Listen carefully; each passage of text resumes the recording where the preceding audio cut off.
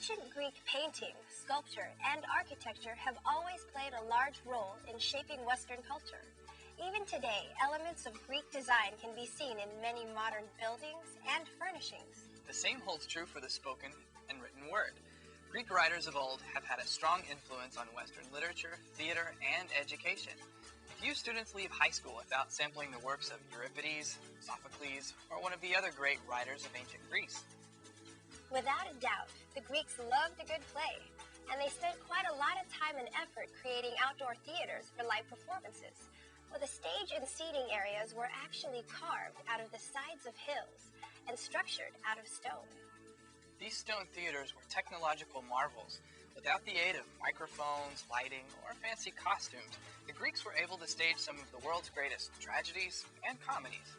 As we'll see in this next CNN story, some of these ancient theaters are being brought back to life. Today, modern productions at 2 theaters near the ancient town of Epidaurus are attracting tourists and music lovers from around the world.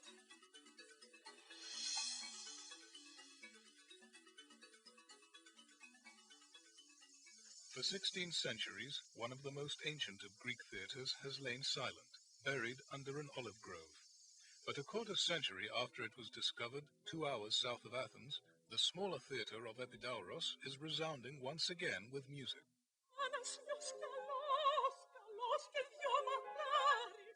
It's an unlikely setting for such a lofty revival.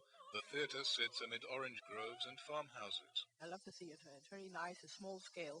Yesterday we went to the big epidaurus and you're lost in the crowd, so to say.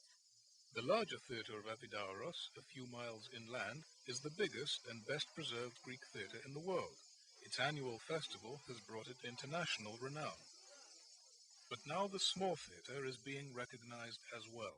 As I heard yesterday, also the acoustic is brilliant for an open theatre. The small theatre also has a feature unseen in any other Greek theatre. When it was built 24 centuries ago, each of its stone seats was inscribed with the name of its donor, like a church pew. These inscriptions told archaeologists that over 700 years of use, the theatre was reconstructed several times, shrinking in the process. The ancient towns that surrounded the 2 theatres worked in concert. Both were medical communities.